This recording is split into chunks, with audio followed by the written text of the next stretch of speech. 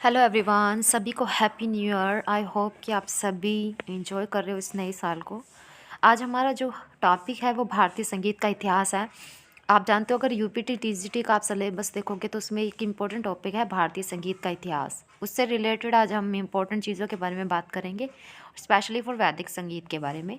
वैदिक संगीत जो कि बहुत ही इम्पोर्टेंट है और इसी से मतलब संगीत का आरंभ माना जाता है, तो इससे जो भी क्वेश्चन बनते हैं उसमें हम इस वीडियो में डिस्कस करने की कोशिश करेंगे। ठीक है। Actually I have bad cold, तो थोड़ा सा आवाज़ कम आएगी आपको। जुकाम की वजह से मुझे थोड़ा जुकाम हो रहा है, इसलिए तो स्टार्ट करते हैं। भारतीय संगीत का इतिहास। आप जानते हो कि भारतीय संगीत विश्व का सबसे अच्छा संगीत माना जाता है और ये बहुत ही अनोखा भी माना जाता है। ऐसा माना जाता है कि विश्व का भारतीय संगीत जो बहुत अनोखा है और से ये बहुत डिफ़िकल्ट संगीत भी माना जाता है। ठीक है। वैदिक साहित्य में क्या है कि भारतीय संगीत के इतिहास में सबसे इम्पोर्टेंट वैदिक काल ही आ जाता है। कि वैदिक काल में होता था कि वैदिक काल में हमें संगीत के बारे में बहुत कुछ देखने को मिलता है। हालांकि वैदिक जो वेद जो था वो संगीत संबंधी नहीं था, संगीत संबंधी साहित्य नहीं था, लेकिन फिर भी हमें इस ग्रंथ में वैदिक काल में हमें गायन, नृत्य, वादक सभी के बारे में चर्चा मिलती है। अवनद वाद्य, घन वाद्य, तंत्री वाद्य, वीणा, इन सभी के बारे में हमें बहुत जानकारी मिलती है। आप सभी जानते हो कि वैदिक काल में हर तंत्री वाद्य, जो भी वाद्य होता था उसको वीणा ही बोला जाता था और वैदिक काल में सबसे जो प्रमुख वाद्य था वो भी वीणा ही था। गायन के लिए हमें इस साहित्य में गीत संज्ञा मिलती है। ठीक है। वैदिक काल में गायन के लिए हमें गीत संज्ञा मिलती है। गायन, वादन एवं नृत्य, इन सभी तीनों चीज़ों के बारे में हमें इस ग्रंथ में, इस काल में पता चलता है। गायन का प्रतिनिधित्व जो होता था वो साम गायन ही करता था, साम गायन करता था, जो वैदिक काल के गायन का संकेत करता है। और इस काल में क्या था, साम गायन का सर्वाधिक प्रचार था। यज्ञ आदि अवसर जो भी होते थे वहाँ पे साम गायन का ही गायन किया जाता था। शाम का गायन जो होता था वो छंदोबद्ध गीतों से होता था। यहाँ क्वेश्चन बनता है, शाम का गायन कैसा होता था? छंदोबद्ध गीतों से गायन होता था। शाम को विभिन्न स्तोभों द्वारा गाया जाता था। इन स्तोभों को वैदिक काल में अलंकार कहा जाता था। ठीक है। शाम जो होता था उनको विभिन्न स्तोभों में गाया जाता था और इन स्तोभों को क्या होता था, वैदिक काल में अलंकार कहते थे। ठीक है। स्तोभों से युक्त और रहित दोनों प्रकार से शाम गाया जाता था। कि मतलब स्तोभों से युक्त भी होता था और से रहित भी होता था। शाम का गायन जो होता था वो उद्गाता कहलाता था। ठीक है। ये उद्गाता जो होता था, शाम का गायन जो करता था छंदोबद्ध रूप से करता था। ठीक है। इससे वो श्रोताओं का मन भी अनुरंजन करता था, मन सबको, श्रोताओं को अपनी ओर अट्रैक्ट करने की कोशिश करता था। ठीक है। शाम का गायन विशेषतः क्या होता था, यज्ञ के अवसरों पर ही होता था। शाम के कई प्रकार प्रचलित थे उस काल में, जिनमें से वर्षाहार भी शाम का भी एक प्रचलित प्रकार था। शाम गायन जो होता था स्तुति रूप में ही होता था। जैसे मान लो सूर्य अग्नि की स्तुति शाम स्रोतों द्वारा ही की जाती थी। ठीक है। ऐसा माना था जाता था कि नियमपूर्ण गाए हुए शाम द्वारा यज्ञ में जब भी किसी देव विशेष की स्तुति की जाती थी उससे देव प्रसन्न हो जाते थे। नियमपूर्ण अगर किसी शाम का गायन किया जाता था किसी देवता के लिए, तो उससे क्या होता था, देव प्रसन्न हो जाते थे। ठीक है। दूसरे शब्दों में हम ये कह सकते हैं कि शाम गायन में क्या था, देवी शक्ति का निवास माना जाता था। ठीक है। यज्ञ समाप्ति भी शाम गायन के साथ ही होती थी, उसका प्रारंभ भी शाम गायन के साथ ही होता था। ठीक है। वैदिक काल में क्या था, शाम गायन प्राप्त प्रचलित था। इसके अलावा कंठ संगीत भी माना जाता था। ठीक है। केवल कंठ संगीत जो था उनको बिना किसी स्वर की वाद्य की संगति के लिए शाम श्रेष्ठ समझा जाता था। कंठ संगीत का जो अर्थात बिना किसी स्वर वाद्य की संगति के लिए शाम को श्रेष्ठ समझा जाता था। धार्मिक अवसरों, यज्ञ आदि अवसरों, धार्मिक कार्यों में शाम का गायन किया जाता था। ठीक है।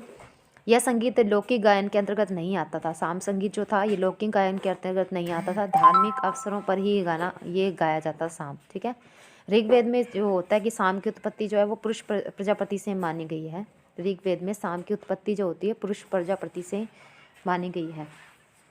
वादन की संगति जो होती थी उसके साथ गायन भी होता था। जैसा आज भी हमें देखने को मिलता है, जब भी गाना गाते हैं तो उसके साथ वाद्य भी होता, वो वादन भी होता है।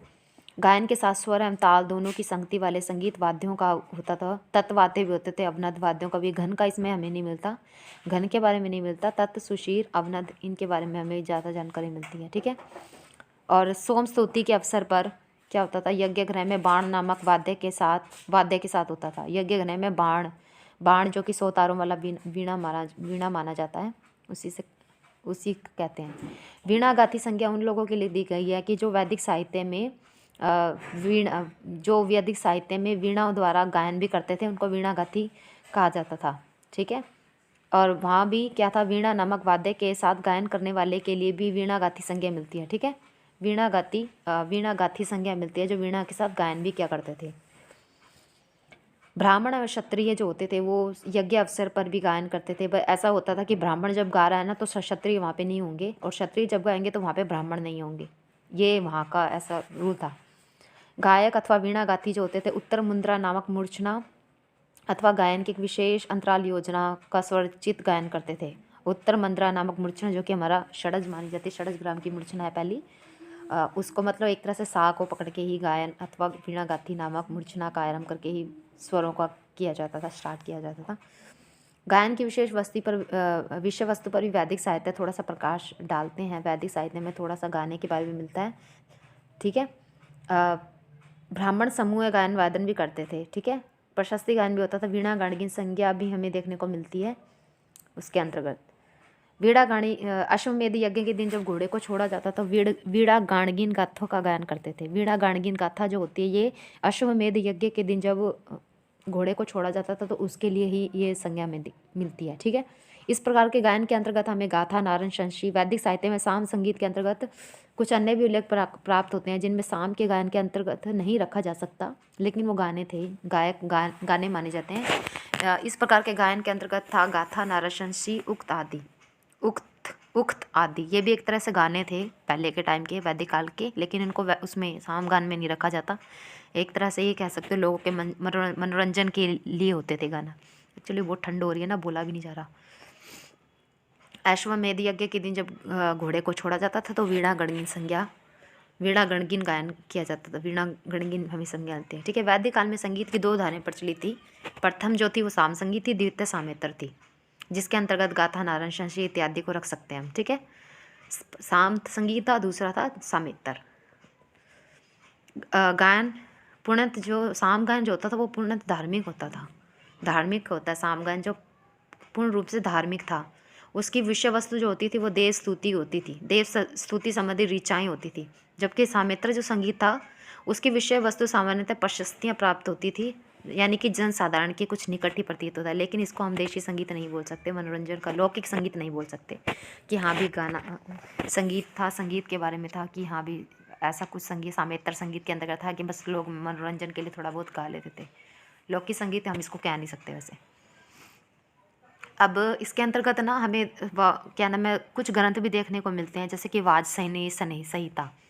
वाजसनेयी संहिता में क्या होता था कि सूत संज्ञा जो होती है ना वो हमें नृत्य करने वाले के लिए मिलती है, और शैलिश जो संज्ञा होती है वो गायक के लिए मिलती है। वैदिक काल में ये जो ग्रंथ थे वाजसनेयी संहिता। बट जबकि दूसरी ओर तैत्तरीय ब्राह्मण था, तैत्तरीय जो संहिता था, तैत्तरीय ब्राह्मण था, इसमें हमें उल्टा मिलता है। इसमें हमें गायक के लिए सूत संज्ञा मिलती है और जो नृत्य करते हैं उनके लिए शैलुष संज्ञा मिलती है। ठीक है, शैलुष जो होता था नट्टों व नर्तकों के लिए ही प्रयुक्त किया जाता था शैलुष। ठीक है, वैदिक काल का तंत्री वाद्य पता ही है सभी को, वीणा इस वर्ग का प्रमुख वाद्य माना जाता था। वीणा के विषय में ऐत्रेय आरण्यक नामक ग्रंथ है जो बहुत अच्छी सूचना प्रदान करता है इस वैदिक काल की वीणा के बारे में। ऐत्रेय आरण्यक नामक ग्रंथ है जो बहुत अच्छी सूचना प्रदान करता है। मनुष्यकृत वीणा की तुलना, यहाँ पे जो मनुष्यकृत वीणा की तुलना वो देवी वीणा से की गई है। ठीक है, देवी वीणा से की गई है। उसके अलावा हमें वैदिक काल में जो वीणाएँ देखने को मिलती हैं, करकरी मिलती है, कांड वीणा मिलती है, गाटिला, गोधा वीणा आदि कुछ इस प्रकार की वीणा हमें देखने को मिलती है। बाण नामक तंत्री वाद्य का वैदिक काल में बहुत प्रचार था। ठीक है, इसको महावीणा की संज्ञा भी दी गई है। इसको महावीणा भी कहा जाता है। बाण नामक वीणा जो, इसमें 100 तारें होती थी, जिसकी तुलना क्या है पुरुष की 100 वर्ष की आयु से की जाती थी। इसमें 100 तारें होती थी, इसकी तुलना पुरुष की 100 वर्ष की आयु से की गई है। महाव्रत यज्ञ के अवसर पर भी वीणा का वादन होता था। सोम स्तुति के समय भी ऋषिगण इसी बाण नामक वाद्य का वादन करते थे। बाण नामक वाद्य का वादन सप्त स्वरों द्वारा ही होता था। ठीक है, शततंत्री वाद्य है जो बाण नामक वाद्य है, उसको शततंत्री बाण का अवशेष आज भी 100 तारों वाले कश्मीरी वाद्य है ना जो संतूर, उससे मिलता जुलता है। जबकि दक्षिणी भारतीय याल और कात्यायनी वीणा के रूप में देख सकते हैं, जो कि ये कात्यायनी वीणा है ना आज हमें कलकत्ता संग्रहालय में मिल सकती है। ठीक है, जो 100 तारों से युक्त है, मतलब उसमें सेफ रखी गई है वहाँ पे। ये बाण नामक वीणा का वादन आज भी संतूर की भांति लकड़ की शाखा द्वारा ही होता है। यज्ञ अवसर पर इसका गायन किया जाता है। साम गायक भी इसे बजाते थे। ठीक है, इम्पोर्टेंट जो चीज़ें हैं इसके बारे में मैं आपको बता रही हूँ। और वीणा आज भी प्रचलित वीणा लकड़ी से बनाई जाती है, जिसमें तार लगे होते थे। वादन क्रमशः नीचे की ऊपर, दंड के ऊपर से नीचे तुम्बी तक स्वरों के ऊपर क्रम में वैदिक काल में होता था। ठीक है, दंड के ऊपर से नीचे तुम्बी तक स्वरों का होता था। लकड़ी की पतली सी शाखाओं द्वारा शीशे के गोल द्वारा इस प्रकार वैदिक काल में कुछ इस प्रकार से प्रचलित है। लकड़ी की पतली सी शाखा द्वारा शीशे के गोल द्वारा इनको बजाने की प्रक्रिया थी। ठीक है, बाण नामक वाद्य आज मैंने बताया संतूर की भांति, आप इसको देख सकते हो। बाण के अतिरिक्त अन्य वीणों के उल्लेख भी हमें वैदिक साहित्य में मिलते हैं। करकरी वीणा जो बताई मैंने, कांड वीणा। ठीक है, करकरी जो होता था एक फल होता था जिसमें पानी होता था और उसकी पैंदी में छिद्र होते थे, इसको करकरी वीणा कहलाते हैं। ये कांड और शर का संकेतक माना जाता है। आज की वीणा में अलाबू है जो जिसमें लौकी का तुम्बा प्रयोग किया जाता है। अपघाटीला भी वीणा का एक प्रकार थी। ठीक है, अपघाटीला वीणा का एक प्रकार थी। वैदिक काल के जो अवनद वाद्य माने जाते हैं, मेन तो वो हैं दुदुम्बी और बूबी दुदुम्बी। दुदुम्बी क्या होता था, एक ढोल का प्रकार होता था जिसके चर्म को मढ़कर बनाते थे। भूमि दुदुम्बी नाम से संकेत मिलता है कि भूमि में गाड़ कर, गड्ढा खोद कर उस पर चर्म मढ़कर उसको बनाया जाता था, भूमि दुदुम्बी को। उसके नाम से ही पता चल रहा है, भूमि दुदुम्बी। ठीक है, 4 प्रकार के विभाजित है, दुदुम्बी, वीणा, भेरू, भेरी एवं वेणु। ठीक है, वेणु स्वयं ही बांस का संकेतक है। भूमि दुदुम्बी की रचना दुदुम्बी पर ही श्वेत प्रकाश डालती है। भूमि दुदुम्बी का वादन जो होता था वो बैल की पूंछ द्वारा होता था, और दुदुम्बी का वादन जो होता था वो दंड से किया जाता था। और ये दंड जो है इसको आनन की संज्ञा दी जाती थी। ठीक है, दंड को आनन की संज्ञा दी जाती थी। दुदुम्बी और भूमि दुदुम्बी का वैदिक काल में अत्यंत महत्वपूर्ण स्थान है। Thank you so much guys. आज तो इस वीडियो में इतनी ही नॉलेज दूंगी, अगली वीडियो में मैं आपको और नॉलेज देने की कोशिश करूंगी। आई होप कि आप इसमें से इम्पोर्टेंट जो भी चीज़ें देखने को मिलती है आप उसको समझोगे। फिर हम अगली वीडियो में क्या नाम है, तंत्री वाद्य। अभी तो इसमें मैंने अवनद वाद्य बताए कौन कौन से थे। अगली वीडियो में तंत्री वाद्य के बारे में बात करेंगे, नृत्य कौन कौन से थे